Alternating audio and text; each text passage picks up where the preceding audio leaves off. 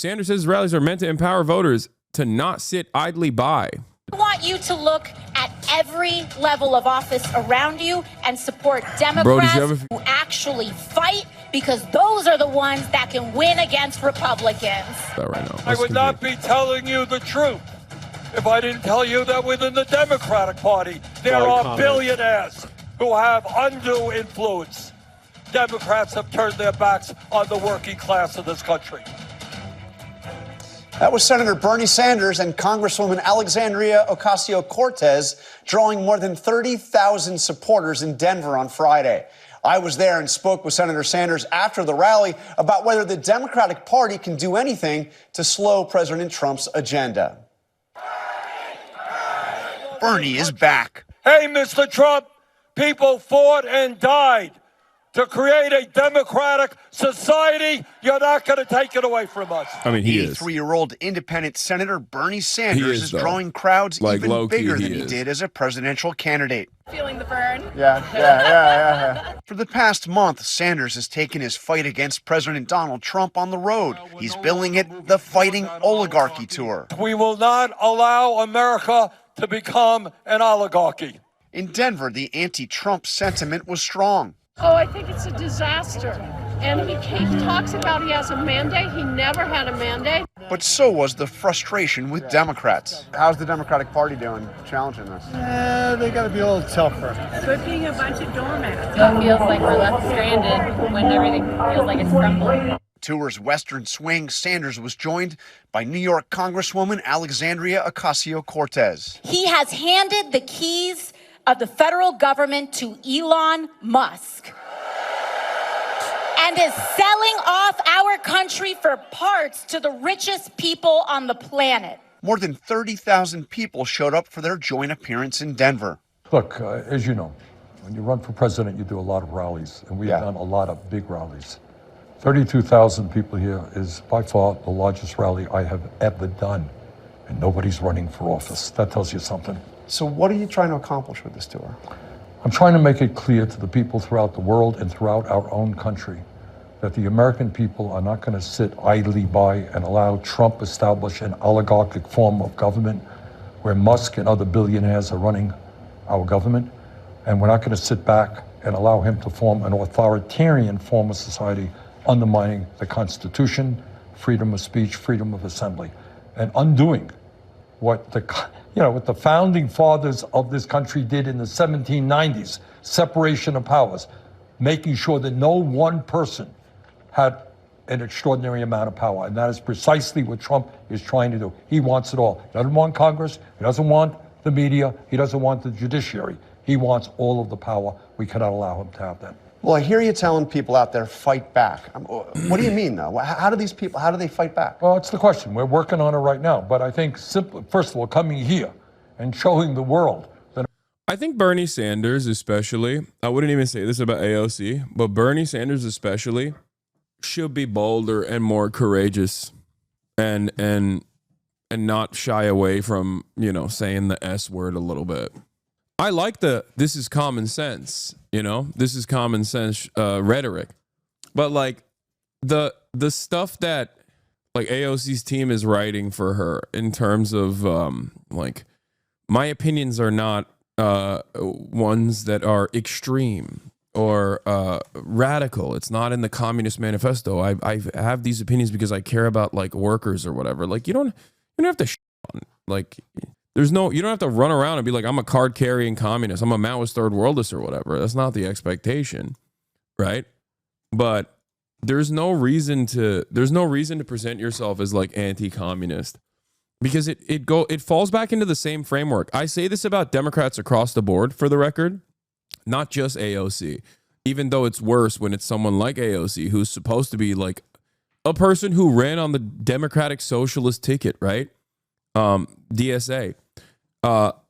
When I don't even think Nancy Pelosi should be coming out and being like, I'm not a socialist, I'm not a communist, communism, socialism. I think that's a self-goal. Like, that's a self-own. And the reason for why I think that is because Republicans use this as a rhetorical tool to disparage you regardless. Whether you say you're for socialism or against socialism, they say socialism bad. You repeating socialism bad as a tactic is not going to cause people to look at you and go, okay, well, they're saying they're not socialists. Now I like them. They just simply still think you're a socialist. Like half the country still thinks you're a socialist and that it's a bad thing, right? It was ironically Pete Buttigieg that said one of my favorite things about this a very long time ago, I think when everyone was like trying to present themselves as much more radical, where he said, you know, what was it? What did he say? He said something along the lines of like, you know, Republicans call us a socialist. They, whether or not we are advocating for socialist policies or not advocating for social policies, I don't care about this distinction. I just want to do right by the working class. Something along those lines, he said. And there is no reason to adopt conservative and reactionary framework that implies that socialism is a bad thing or communism is a bad thing across the board, especially because... Get out there. Yeah. Oh, Tim Walz also said this as well. Tim Walz said something similar as well. So no. Pete Buttigieg said that back in I remember very clearly Pete Buttigieg saying something similar to what Tim Walz has said as well. Trust me. Yeah, here. GOP will call us crazy socialists no matter what our policies are. Yep. Time to stop worrying about what the Republicans will say. Look, if it's true that if we embrace... I mean, he is a very skilled orator. His policies are awful. And I think he's a demon.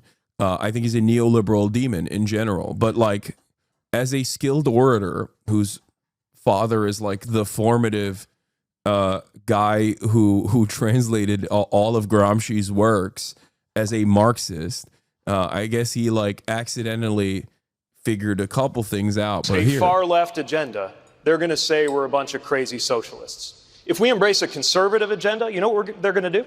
They're going to say we're a bunch of crazy socialists. So let's just stand up for the right policy, go out there and defend it. That's the policy I'm putting forward. Now, ironically, he wasn't putting up any policies that were defensible, but regardless, that it's just it does not matter. It does not matter what Republicans say. They call Jeff Bezos a socialist, man. You're so stupid if you think that Republicans are going to be honest and stop using socialism as a pejorative. Trump uses Palestinian as a pejorative.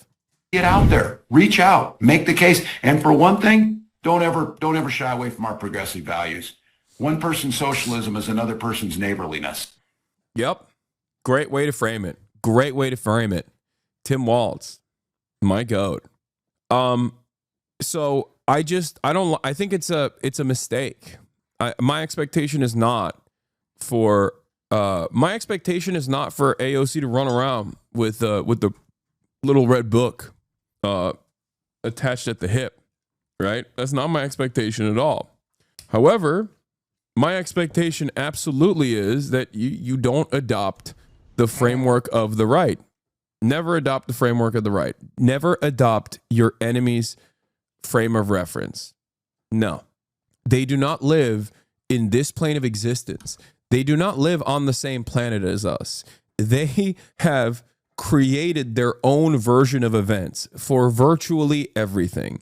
I find it very silly that these guys who are increasingly more manic, increasingly more insane, are able to dominate discourse in a very aggressive manner.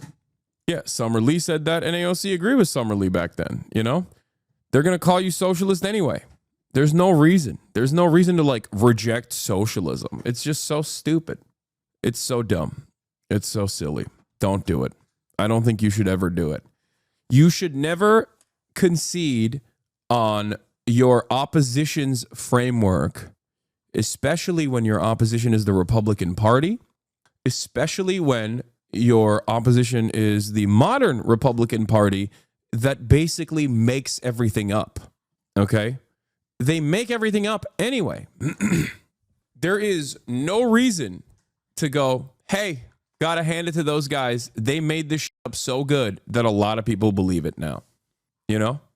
Yeah, if you stand for nothing, you'll fall for anything. And that is the genuine issue with the modern Democratic Party, which is that they are not identifiable. There are no singular policies. There's no tangible policy association with the party. There's nothing you can point to. Nothing at all. And that's a real issue.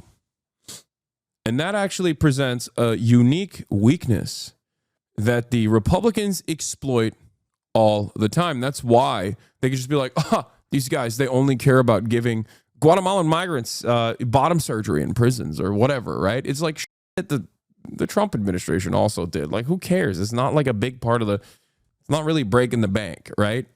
They can hyper focus on like random things and belittle you and bully you and make you stand for whatever issues they claim you stand for if you don't have any positive issues that you are presenting to the broader public. This feels like shadow boxing, though. No, this is a minor note that I heard from AOC in her speech at the Nevada rally, where she said this line that now she's using in her emails as well, which is like, my opinions are not, extremist radical opinions. They're not, I didn't get them from the Communist Manifesto, implying that the Communist Manifesto is like a radical extremist piece of work.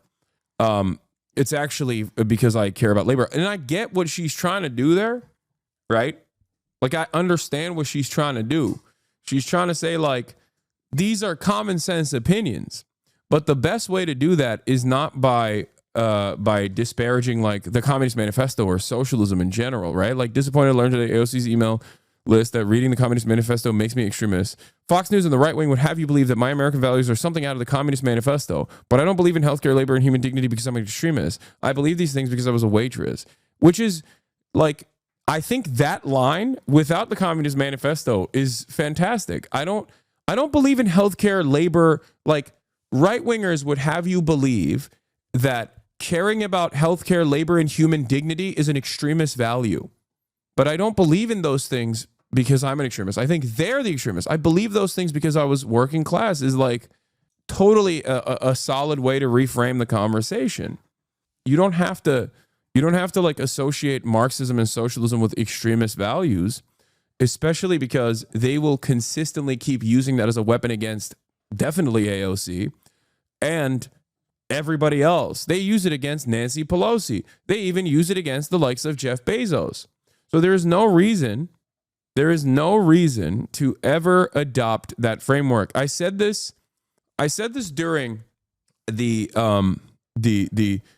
anti-Semitism and the protest debacle that was taking place, and Kamala Harris was like, anti-Semitism at these protests and these pro-Palestinian protests are completely unacceptable.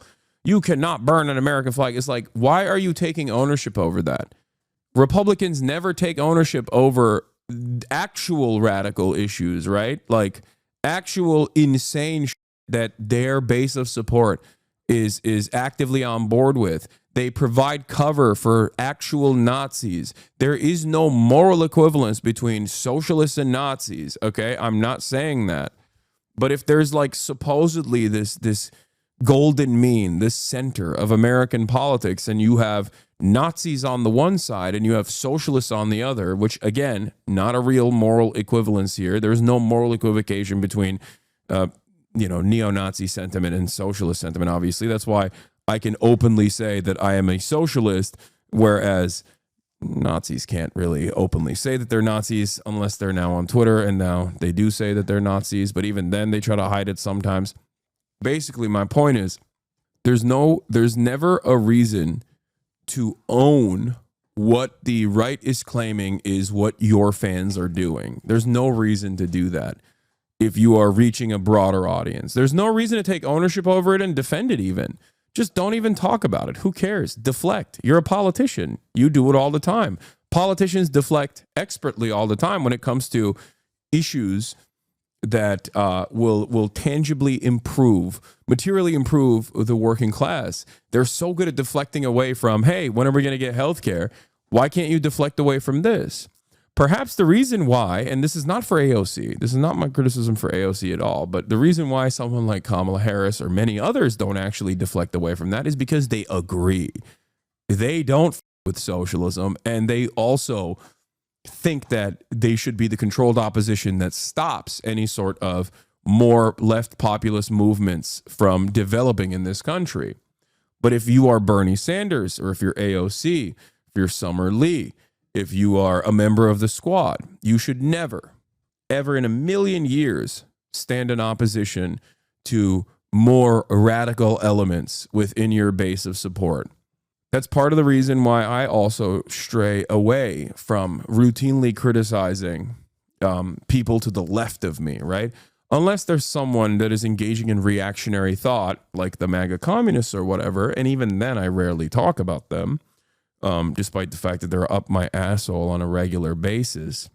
The reason why I don't talk about them in general, the reason why I don't talk about people to the left of me in general is because I see no value in criticizing them because they're moving the needle in their own way in a direction that I think this country should head, right? Like I'll make jokes about ultras, Marxist, Leninists, anarchists, and everyone that's ostensibly on the anti-capitalist side of things, but those are just like light ribbing. It's not, I don't have like a sincere reason to despise them or anything like that. I don't care. It's just like at most a nuisance. You know what I mean? You just advocate for solid policies that materially improve American working class, the lives of the American working class. That's what you need to do. Is that your way of apologizing to anarchists, or should they still be mad at you?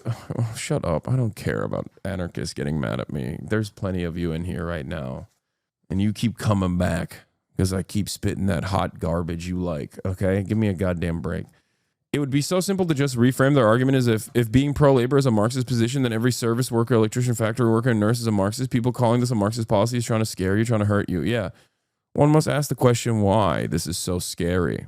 This is such a scary opinion. One must ask the question why. There's so many scary thoughts. Like the Communist Manifesto, the Communist Manifesto is a pamphlet, dude. It is like the easiest read of all time. It's a couple pages. Everyone should read it. You don't have to agree with it if you don't want to, but you should still read it and you should learn about it. Why are you so afraid?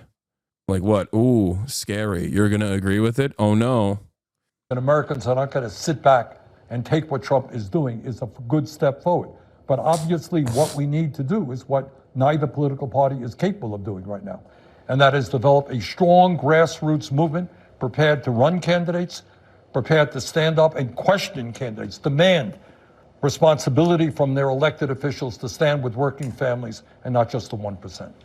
I've been covering you for a long, long time. I've heard you railing against millionaires and billionaires for a long time. Hey, guess what? Is it different? Turns out a few other people. You don't need to read the manifesto. There's better, smaller size reads. What are you talking about? The Communist Manifesto is the small size read. I'm not saying read Das Kapital. I'm saying read the Communist Manifesto. The Communist Manifesto is the bite-sized version. What is shorter than that? Sharing is caring. It will take you maximum half an hour if you're a slow reader. Like people are catching on to that, right? Yeah. I have been talking for many years about this country moving toward an oligarchy. And I think anybody who is not dumb, deaf, or blind is seeing precisely what is happening. Trump's inaugural, right behind him, three wealthiest guys in America. You know, Lincoln talked about a government of the people, by the people, for the people. Remember? Well, we got a government of the billionaire class, by the billionaire class, and for the billionaire class. That's what we have. So we're about 60 days into the Trump era, the second Trump era. How would you? So you're a reformist? Only policies will deliver change? No. I always maintain, and I've told everybody this over and over again, that if you want to instill class consciousness in a country that is incredibly reactionary, like the United States of America, you have to use the appropriate venues that you have. You have tools at your disposal. Okay? Obviously, social democracy, look to Europe, is not this infallible, perfect utopia, because it will inevitably crumble under the pressures that exist here in the United States of America as well. But go ahead, run around talking about how much of a how there's a need to build a vanguard party so we can violently overthrow the dictatorship of the bourgeoisie right now, and see how far you get with that. My goal is, I look at the current situation. I look at messaging. I look at the current material conditions, and I look at the attitudes that the American working class has. Many people here in this country have no understanding of their class position. They just don't get it at all. So I think, especially right now, the most significant thing to do is to get them to recognize their class position. That's what I focus my efforts on. And I think it's important for people to recognize that. And it's important for people to organize. So there is a network that isn't just the Democratic Party, a network that can apply pressure to at least one of the two parties in this duopoly, or maybe another party that you could create potentially down the line. But you need people power to back that. Let's grade continue. the Democratic Party's response. Well, I would take us back even 2 years before that, before Trump was elected, and saying that it saddens me that when the Democrats had control of the Senate, they did virtually nothing for working people. And I have to say that I'm a member of the Democratic caucus as an independent, so I'm not going to lie to you and tell you otherwise. Yeah. And since then, do I think the Democrats have been effective in rallying the American people in stopping Trump's movement toward oligarchy and authoritarianism? No, I don't. Is there anything that you think Trump has done right? Yeah, I mean, I think cracking down on fentanyl, making sure our borders are stronger. Look, nobody thinks that illegal immigration is appropriate. And I happen to think we need This is the part that was not great. comprehensive immigration reform. But I don't think that it's appropriate for people to be coming across the border illegally. So we've got to work now on comprehensive immigration reform. The idea that Trump has, I don't know what his... Like, Bernie is supposed to be the guy that is like significantly to the left of the establishment Democrats. And this line right here is quite literally establishment Democrat line. That is like, that's towing the party line, you know? This is unironically the most libbed up thing you can hear from someone like Bernie, who is pro-immigration. Like his statement right here, for the record, is not, his statement right here is to try and say, no, we want to open up pathways of immigration so, you know, people aren't actually coming in illegally, that people don't have the need to come in illegally. But I think that that is the appropriate way to communicate this, rather than to say, yeah, nobody wants illegal migrants coming in. I hate them. Like, you know what I mean? This kind of stuff does matter, by the way, especially when your goal is to inspire people to you know, take matters in their own hands, to mobilize, to organize. They shouldn't be mobilizing and organizing on those boundaries, in my opinion, especially at a time when the current administration is doing Nazi concentration camp, right? Latest emphasize he wants to deport 20 million people who are in this country who are undocumented. Well, you do that, you destroy the entire country, because I got news for you. Trump's billionaire friends are not going to pick the crops in California that feed us. They're not going to work in meat packing houses. That's what undocumented people are doing. So we need a variety of programs, guest worker programs, but mostly comprehensive immigration reform. But you know, illegal immigration, it exploded under Biden, and it had been high for times under Trump as well. But it exploded under Biden, and nothing was really done until his last. The moment that you adopt even marginally the Republican framework on this matter, a liberal centrist media outlet will immediately hit you on that and go, "It's exploding," and you say, "Yeah, it's not a bad thing that people want to come here." Let's examine why they want to come here. Part of it is because we've ruined their countries. If you don't want people to come here, nobody wants to leave their home. Nobody wants to leave their culture behind. Nobody wants to leave their families behind. They have to do that because we've ruined these countries. So we must examine why. Trump says he's a peaceful dove. What kind of peaceful dove activities has Donald Trump actually used? What kind of peaceful dove activities has Trump done? He claims to be an isolationist, for example. He's bombing Yemen. Every single president has bombed Yemen. Barack Obama bombed Yemen. Donald Trump bombed Yemen. Biden bombed Yemen. Now Trump is bombing Yemen again. How is that peaceful dove activity? He said he was going to figure out a deal for Ukraine and Russia day one. He said he was going to end the violence in Gaza day one. None of that has happened. Examine why people actually leave these countries if you don't want them to come to the United States of America. But having said that, there is no issue with people coming to the United States of America. We got plenty of space. We got plenty of jobs. There is no finite pool of labor. The real problem is not that there is a finite amount of jobs that are readily available, because when more people come in, you need more houses, you need more roads, you need more teachers, you need more doctors, you need more of everything, which means you need more jobs, right? It opens up more opportunities for the country to grow.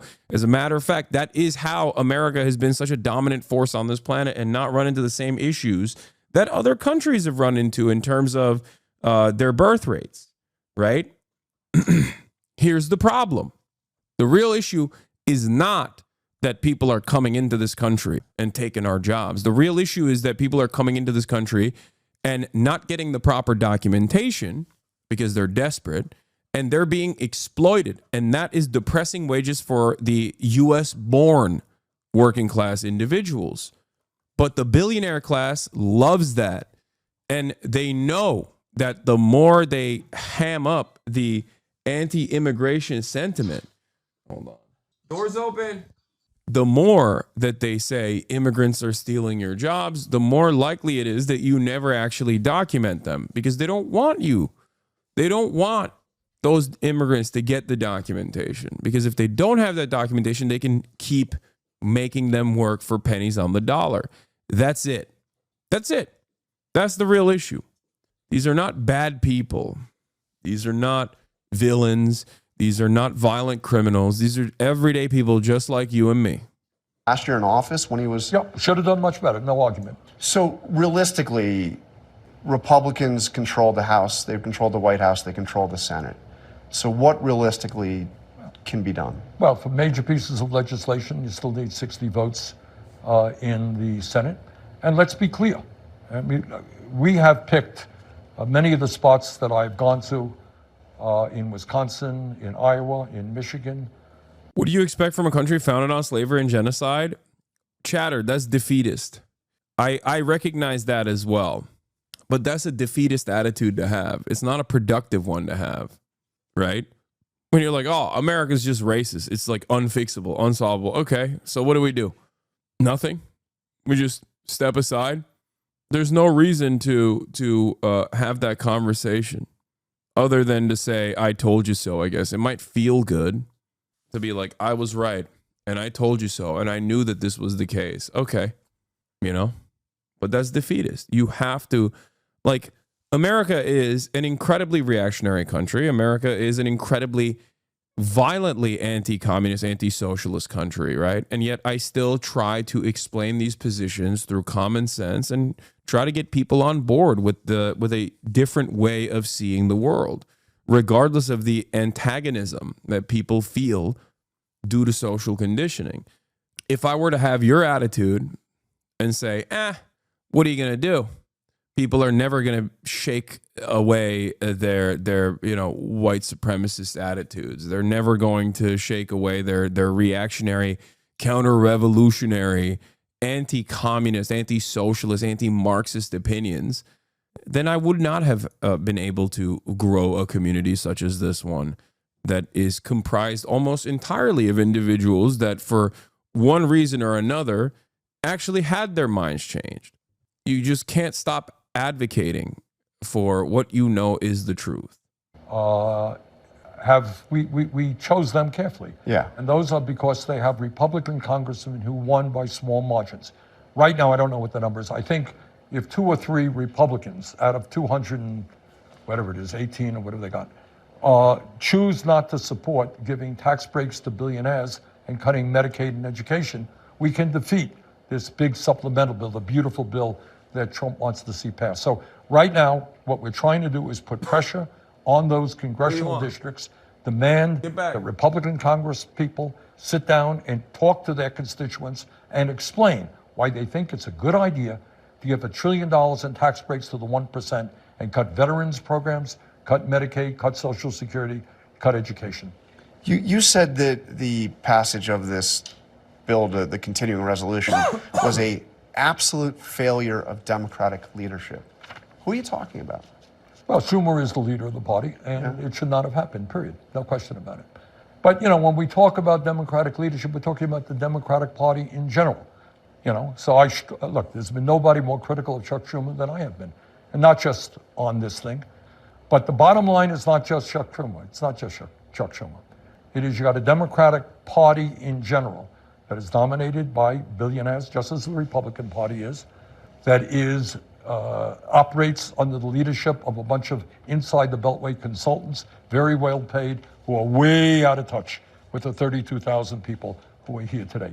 Ocasio-Cortez's criticism of Schumer has been harsher, fueling speculation she'll challenge him in the Democratic primary when he is up for re-election in 3 years. For his part, Sanders doesn't want to talk about whether or not Schumer should remain the I'm speaking at an Indivisible rally today. Can I get a good luck? Good luck, chatter. Democratic leader in the Senate.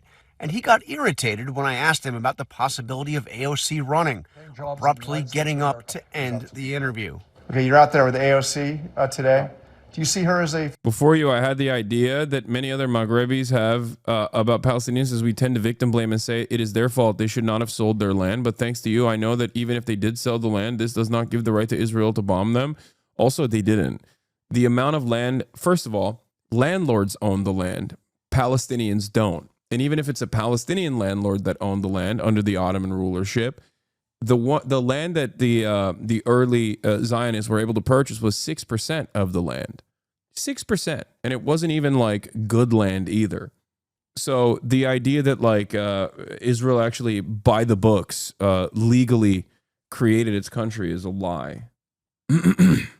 future of the progressive... We have one of the untold stories Yeah. of what's going on in current American politics is that in the House of Representatives, you have dozens and dozens of strong, smart, disciplined, hardworking young people in the Progressive Caucus. And you know, way back when I first came to the Congress, the House, I helped form the Progressive Caucus. We had 5 people in it at that time. Now they got close to 100. So you got a whole lot of good people. Alexandria is extraordinary. I am so impressed by her work in Congress and she inspires young people all over the country. Would you like to see her join in the Senate? Right now we have, as I said, just a whole lot of people in the Congress. Okay, Jonathan, thanks. Wait, I got one more. This is important. Well, I asked you. Okay. You know, you want to do nonsense, do nonsense. No. I don't want to talk about inside the Beltway stuff. I got 32,000 people. I was just asking you about AOC because she was out there with you. No, fine, but I don't want to talk about this. What was the last question? I was just going to ask you one more question about you. I mean, that's all. I was literally your last... What is your question? Well, I mean, it's easier. Damn, what the hell? I mean, I want to ask you about your future. This is the biggest crowd. You said you ran for president twice. This is the biggest crowd you've ever seen. Are we going to see you run again, or what's your future? No, right now, that's so fun. I didn't even realize he just got up from this interview. That's crazy. I am very proud that the people of the state of Vermont sent me back to the Senate with 63% of the vote. Right now, I'm Vermont senator. That's what I do. Yeah. The reason why he got mad is you're correct, Lightbender. My mom wants to know why he got upset during this interview. I told her, in my opinion, it's because he's trying to stay on message while they're more concerned about who the Democrat leader is. Kind of like how you cover a topic and a chatter comes about drama bait. Yeah. No. As a journalist, his job is to get like journalists and clip farmers operate in a similar capacity. By the way, speaking of clip farmers, oh my God, look at this. I'm getting botted again. Anyway, fantastic. Speaking of journalists and botting, so here's the way that journals work is not dissimilar to like LSF clippers, right? His job there is to also get like a quotable moment. And right now there's a lot of inside Beltway drama with respect to Chuck Schumer. And obviously there's a lot of momentum behind the progressive populist wing of the Democrats with Bernie and AOC and the like, right? And and there's a lot of anger and resentment towards Chuck Schumer. People are asking, will AOC actually thwart Chuck Schumer? Will run against Chuck Schumer and primary Chuck Schumer? That's the question that he's going for. If Bernie runs again for president, somehow wins in 2028, was it all worth it? No.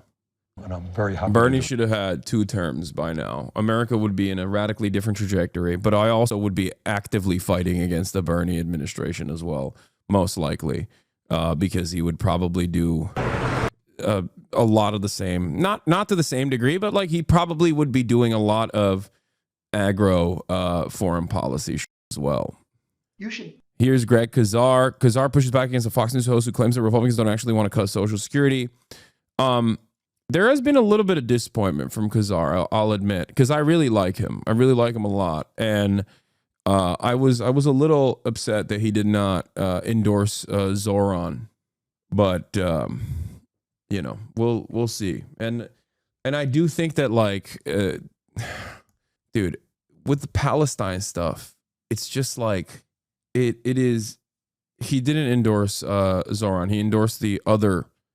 There's a New York mayoral race happening. He endorsed the other progressive person, and also like progressive Dems have to cut the shit with Palestine. They can't. They cannot avoid the issue of Gaza. It is an incredibly important issue for the youth in this country, and it's just an incredibly important issue in general. It is like a major contradiction. It is a major contradiction. Israel's favorabilities are at an all-time low. Americans are frustrated on bipartisan lines. It does not make any sense that there are so many cowardly people within the Democratic Party, regardless of their, ostensibly progressive worldview, that just refuse to say anything meaningful about this. And it's such a slam dunk, just like it was a slam dunk for the election. Like, even if you're like even if you are a bloodless, cold, calculating politician that does not care about the morality, it is literally, it's right there for the picking. The administration is using the lack of interest that the Democratic leadership has in defense of people who are demonstrating against Israel to Ubisoft, Amazon Prime socialists out here standing Marxism, consumerism, corporatism, loser. Are you a Marxist? Chatter. Are you a real Marxist? Can you show us the way, big dog? Start streaming. Show us the honest way of doing things, you know? It's always people who are like, I think socialism is a death cult, that also say this is not real socialism. Suddy Steele. I'm an Amazon Marxist. Oh, nice, dude. Cool. Yeah. Marxism implies you cannot have job retention, because ultimately every company you work for is going to be, especially in the sector of entertainment and news media, virtually every company that you associate with or that you're a wage laborer for is going to be a hyper exploitative company. You know, my alternative is Google if it's not Amazon. Those really annoying lip socks also say that. No, those are silly people. Most people that say stuff like that are just also diametrically opposed to my worldview. They don't understand it. They're just repeating something that they heard from another person that doesn't understand this at all. There's no reason to ban that person, though. Maybe they'll stick around and develop a different worldview. Let's continue. Paying taxes to improve your life, not to make. Yeah, if you work, you are cooperating with a capitalist. I know. Yeah, instead of being a fake Marxist that works for Amazon, what I should do instead is take all of my capital and work for myself by purchasing a bunch of apartment complexes. You know, that's what a real Marxist would do. Instead of being a 1099er, I should just, you know, do my Sigma Grise. Yeah, capitalism is voluntary. You can totally exist outside of capitalism. Some billionaire buy their 10th jet.